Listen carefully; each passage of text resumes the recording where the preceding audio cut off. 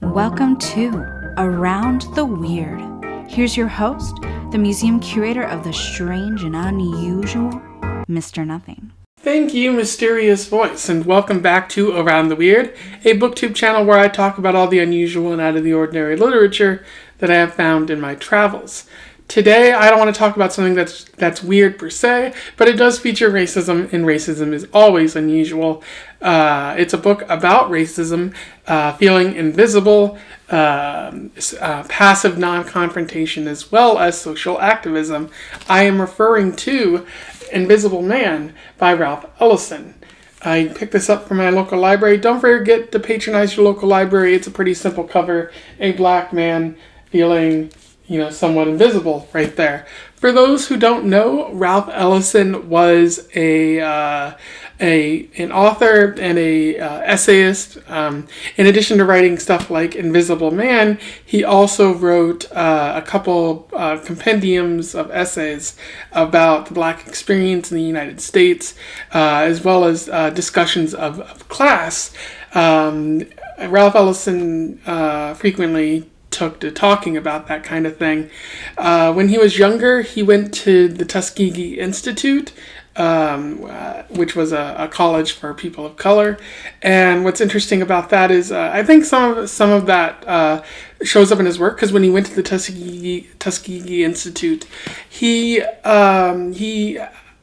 didn't exactly feel as though it was class conscious, like it was aware of race but not class. And I think that kind of shows up in his writings. Discussions of how the university is no better for Black Americans than any other institution. And you see that a little bit in this book, maybe for different reasons. He was a pretty prolific author, and especially well known, one of the Black authors who after World War II took to writing and saying, hey, there's a lot of racism and white supremacy in American society, and we aren't having it. I believe that's along the lines of what James Baldwin was saying, and Ralph Ellison, of course, and a number of other authors like Alex Haley and a couple more. So yeah, this book was recommended to me by Lucas over at the Bits of Lit. He had read it, and then he read it again. Then he made a video, and he was like, Mr. Nothing, you got to make a video, or you at least got to read it. And I decided to do that. Took me a bit. This is a very hefty book, 500 plus pages, and Ellison uses every single one. He's very wordy, which is something I'll talk about later. But without further ado, let's talk about Invisible Man. I will do a little summary, a little analysis, and we will move on from there. So Invisible Man focuses on an unnamed narrator. He starts off with the prologue talking about invisibility and his anger towards society, and how he's moved underground as a result of the events of the story, sort of taking place in the future, reflecting on everything that's happened up to this point, noting that he can get away with stealing power and living rent-free underground because nobody will ever catch him or something like that. Nobody will be able to find him because he's an invisible black man on the margins of society. The story then goes into chapter 1, where the narrator talks about the racism that their grandfathers found in the post-Reconstruction South, and how as a result the grandfather kind of viewed Black submission as necessary, something that Booker T. Washington also thought. Like, don't seek out equality, just seek to pacify the white individuals while trying to find your own footing in the world. Separate but equal Jim Crow, that's fine as long as you don't harm the people of color. And essentially the grandfather viewed it as yesing them to death. Just saying yes, don't make them fear the world, don't make them question the world, just let them believe their dumb worldview. Anyway, the narrator gets a passes an essay contest or something like that, enabling them to go to college. And the essay, I believe judges make fun of him and also enter him into a fight contest, like an impromptu one where he ends up losing, and they make fun of him. And then they get really angry when he starts talking about social equity. And so he learns to shut up about that kind of thing. He has a job with escorting the various trustees that are around the university.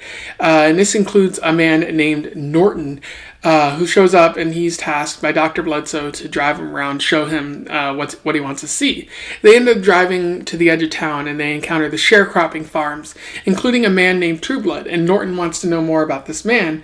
And in the process of telling his story, Trueblood reveals that he accidentally raped his own daughter, and she had his child. Norton is terrified by that, curious about that, and the narrator wishes that he would shut up so that he wouldn't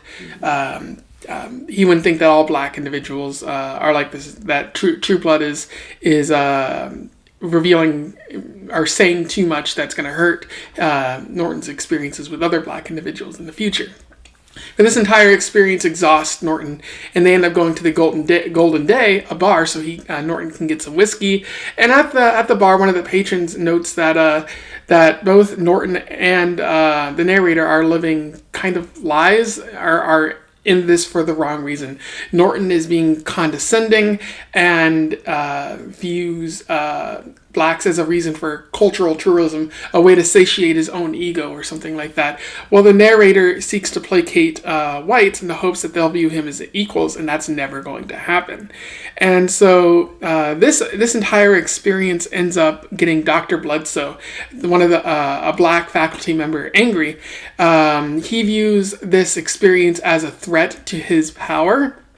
If Norton were to find out that he's guessing them to death, his own strategy, then it would kind of undermine Bledsoe's entire strategy and possibly ruin his own standing at the university. And so Bledsoe sees the narrator as a threat and expels him, but agrees to send him to New York City with a letter of recommendation so that maybe the other trustees can find him a job. Unfortunately, after several rejections, he finds out that Dr. Bledsoe wrote a bad letter of recommendation and has no intention of ever letting him come back to the university because he views him as such a threat. This makes the narrator very angry, and he even considers possibly killing Dr. Bledsoe because of what he's done to the race. Eventually, though, the narrator manages to find a job at Liberty Paints, but he has a few conflicts with the union and also a veteran worker, and during an explosion he gets sent to the hospital where he doesn't remember his name. But after he gets out a sort of rebirth, he meets a woman named Mary, and she turns him on towards the path of activism. And while out and about in Harlem, he discovers an eviction happening, and so he speaks out about it, which incites a passion into the crowd. A member of the Brotherhood, a communist or socialist organization, sees this and invites him to join their cause. He attends a rally, gives another speech. The Brotherhood like his speech, but they say he's a little too emotional, even though that inspires others. Like they'd rather he talked from a point of intelligence and rhetoric, and so they go off and have him train. He makes his way through the Brotherhood ranks, but eventually they decide that he's becoming too big for his britches, and they demote him to downtown, where he'll be talking about the female question, essentially women's equality and women's right to vote, something like that. But once again, like the narrator finds himself at a crossroads, but he puts all of his energy into this because he believes that the Brotherhood is working towards a good cause. But they eventually call him back because Brother Todd Clifton has disappeared, and they decide that he's needed back in Harlem. But when the narrator gets to Harlem, he finds a lot of people who are upset with him as well as the Brotherhood because they seem to have abandoned Harlem for larger national and global issues. The narrator eventually finds Todd Clifton selling Sambo dolls, which are racist depictions of black individuals. The police find Todd, and there's a conflict which results in the police shooting Todd in the streets. The people of Harlem are very angry about this, and at his funeral, the narrator gives a passionate speech about how Todd was a martyr, and it's best to forget him, but if we have to move forward, we have to take this police shooting as an understanding that there is systemic inequality for blacks in America. And the people are inspired by this speech, but the Brotherhood views it as a liability because Todd was a racist, and he had those Sambo dolls, and so he's a liability, and therefore you can't rally the people around his cause. And as the narrator blows up at this, challenging the Brotherhood on their racism and acknowledging that just because they know black individuals, that doesn't mean they're privy to all the issues that those groups face. And the Brotherhood hears them, but they also refuse to accept any blame, and they decide to go ahead with what they're already doing, which upsets the narrator and permanently kind of discourages him from seeking to help the Brotherhood anymore.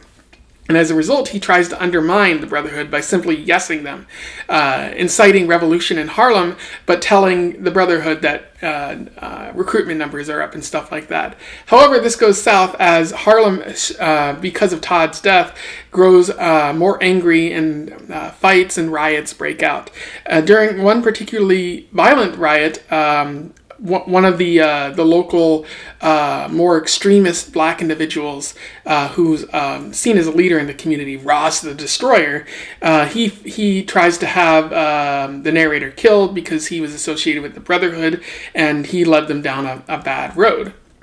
The narrator manages to escape, but he falls into a manhole, and the police cover up the manhole, thus permanently making him invisible, permanently making him part of the underground in the process. And so the story ends with the narrator going underground, deciding not to engage in social activism or passive non-confrontation. And the narrator feels they've learned a lesson, but they know that nothing really works, and that it's up to the white individuals to accept responsibility, and it's not up to the black individuals to fix the society that's broken, that when it was broken by white individuals in the first place. And that's where the story ends. In terms of analysis, there's a lot to talk about with this story. Ellison infused it with a lot of themes and a lot of ideas that I think are carried over into how we address social activism today, and how we should be talking about race. One of these things, one thing that Ellison talks about is the theme of non-confrontation versus social activism. Which one is better? Which one is truly the way to go? Because you have non-confrontation, which was kind of adopted after the Civil War, after Reconstruction, as a way of seeking peace with whites, so that the Ku Klux Klan, the various lynching mobs didn't come after black individuals, and you merely accepted separate but equal, even though you knew that it wasn't exactly equal, but it still provided you a chance to advance forward, hopefully.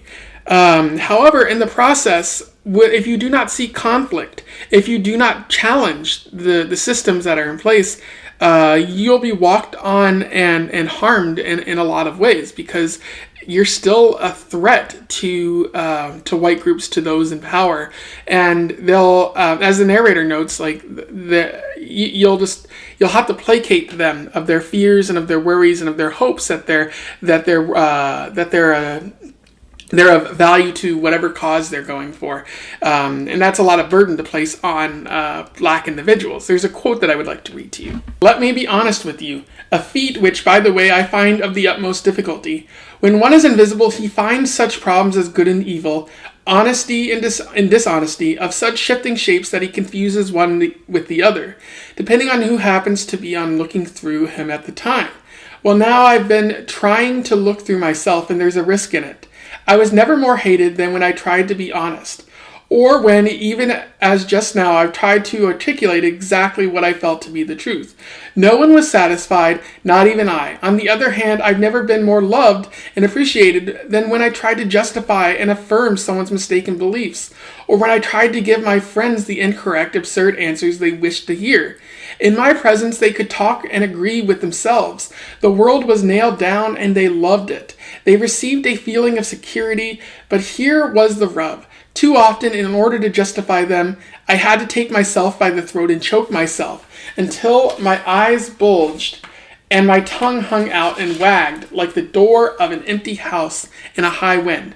Oh yes, it made them happy and it made me sick, so I became ill of affirmation, of saying yes against the naysaying of my stomach, not to mention my brain. So right there, you hear the non-confrontational style, both styles really, but non-confrontational, the yesing them to death, that it clearly didn't work. He was walked all over and he had to sacrifice himself in order to make it work at all. But social activism, it kind of works, on the other hand. That joining the Brotherhood allowed him to do some good for the people of Harlem. And I'll talk about the Brotherhood in a bit.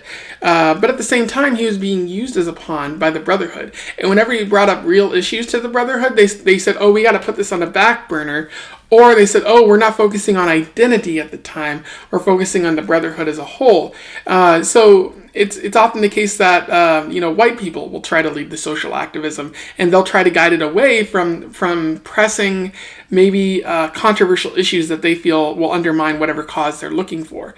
But at the same time, if you don't look out for those causes, if you don't consider people of color in your activism, is it really activism to begin with? The narrator doesn't find much success here at all. I will say it's important to note that passivity in this case definitely seems like the worst option. We definitely need stronger social activism, especially in America. And we need to consider the needs of people of color and invite them to be a part of the social activism and make sure that their needs are and their desires are heard, so that when we get to the negotiating table for how to change society, we make sure that the changes match what they need. But passivity is the wrong way to go, and it arguably it leads to the character of Ross.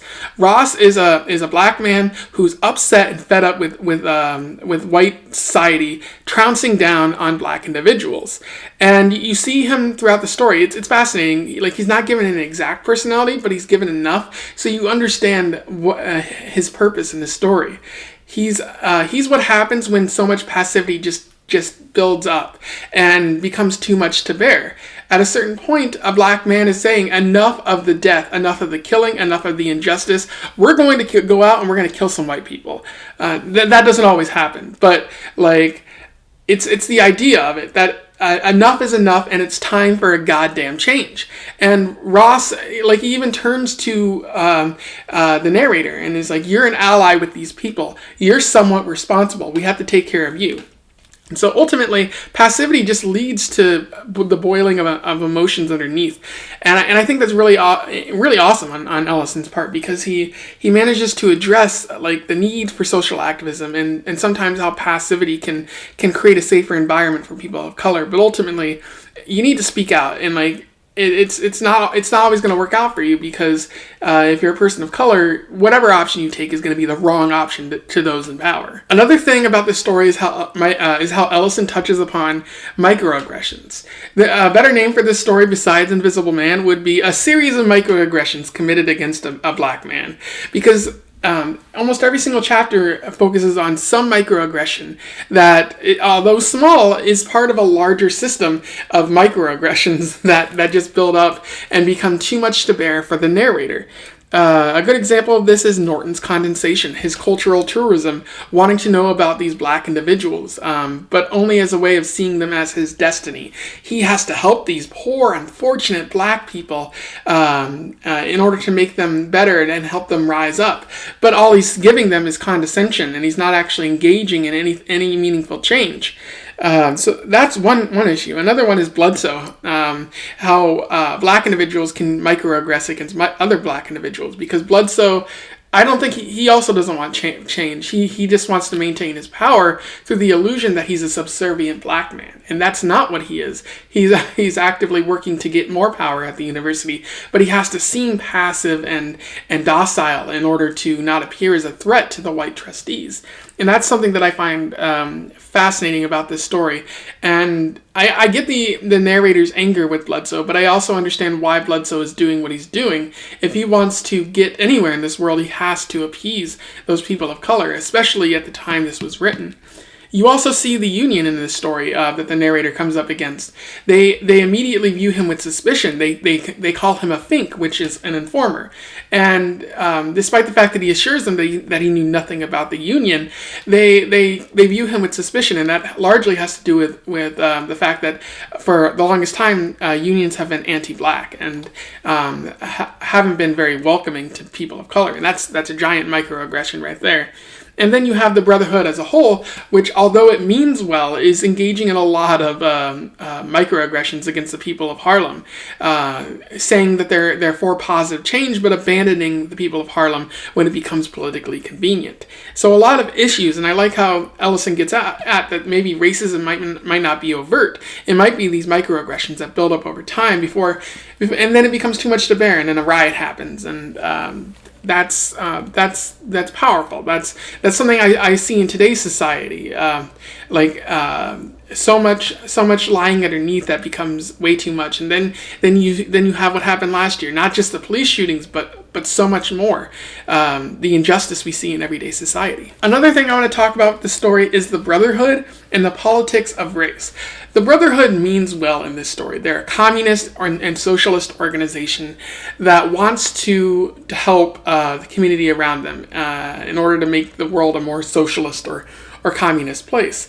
The narrator even finds joy, like for the first time in their life, they feel fulfilled by joining the Brotherhood. And it's clear initially that the Brotherhood does want to help Harlem in some way. But it's also clear that the members of the Brotherhood have racist undertones or racist leanings that don't allow them to see what the people of Harlem truly need. Because once the narrator becomes popular, the others see that as an affront to them, and they don't want a black man at the head of the organization. And they try to cover it up by saying, "Oh, it's about the group as a whole, not about any specific person." That makes sense, but again, they're saying it to a black man who's trying to raise awareness of systemic injustices and whatnot. And I really feel like this has to do with the fact that if the narrator were the face of the organization, it would be taken less seriously by society. It would then be viewed as a black organization, and the white members wouldn't be able to affect as much change. That's just unfortunately how society works at times. And the narrator goes downtown to work on the woman question in the story, and then comes back and discovers that the Brotherhood has largely abandoned Harlem in order to forge alliances with other political organizations, and it becomes inconvenient to be associated with people of color again. And the narrator, like in a very fascinating chapter, one that is amazing, I want to say, I can't remember, it's in the 20s, but the narrator calls out the higher up members of the Brotherhood and says, "You abandoned the people of Harlem in their time of need. You say you want to be a force for positive change, but you're not actually doing anything." And the Brotherhood members are taken aback by this. And one even says that famous line, "Oh, I have friends who are black. I can't be racist." Except they say, I have a wife who's black," something like that. And the narrator says, "Well, fine, get her to take you towards the places that are actual areas that need help. Get her to take you to the tenements. Get her to take you to around the police," something like that. Because it's clear you're not being properly educated about these issues. Because if you were, you'd be much more angry like me. And the Brotherhood members, they take offense to this. Like they're being challenged in a way that they're not ready for, and as a result, they push the narrator away, and they say like. They say that they're not going to change their ways, that they're not the ones to be blamed. In fact, they point out that the narrator is seeing what's not actually there, which is, again, common for people of color. But what I like about this is that Ellison he highlights the real problems that exist with political organizations, how they in their efforts to become mainstream or to get political victories, they often sacrifice the needs of Black individuals. A common joke that I saw on Twitter was the Democrats are going to take the wrong lesson away from the 2016 election. Rather than becoming more social justice oriented, they're just going to become more racist. And it does feel at times that that happened, and because they need to do that in order to reach across the aisle and get some votes. But that just forsakes the people of color. That abandons them in their time of need. And that's something that Ellison rightfully points at, that any organization cannot just abandon people of color when they get near, because then they're never going to trust any political organization ever again. That's how you ruin the faith in the government with the people of color, because if they're constantly let down by every new political organization that rises up and promises change, what's the point of even caring anymore? And I really sympathize and understand what Ellison is getting at there. There is just one problem with this story, and that's some of Ellison's writing. It does tend to feel a bit wordy at times. He loves to write. This book is 570 pages long, and I don't think it needs to be. He writes a lot, and it just goes on and on and on and on. And I don't think it's necessary at times. Maybe some of this could have been cut out. Maybe he could have gone for more brevity. But as it stands, Ralph Ellison didn't do that. And I get why it's so long. He's presenting this issue, this valid issue, and if you miss any part of it, you risk getting the point across. And so I understand why he did it, but it does feel kind of dull at times as a result. So it's hard to get into, and there's an entire middle section where the story just drags on, and it does get more interesting at the end, but it's hard to make it through that middle section. And I do think it undermines the story a little bit, but also not really. It's kind of a mix there. Those are my thoughts on Invisible Man by Ralph Ellison. A pretty solid book. I'm going to have to say I do recommend it to you out there.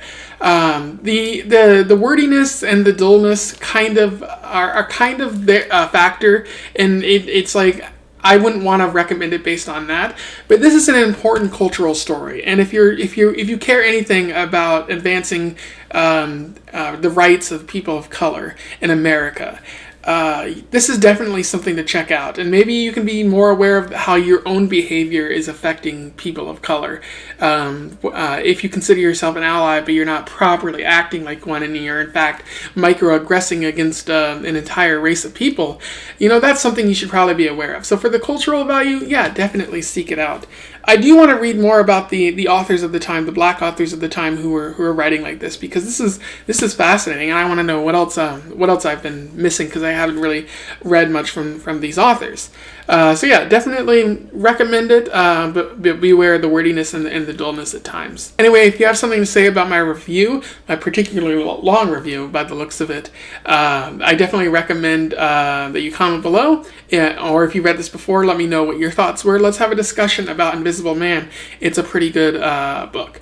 Otherwise, don't forget to like, share, and subscribe so that other people can find out about Ralph Ellison and this book. And until then, I wish you the best of luck in your weird and invisible travels. Farewell.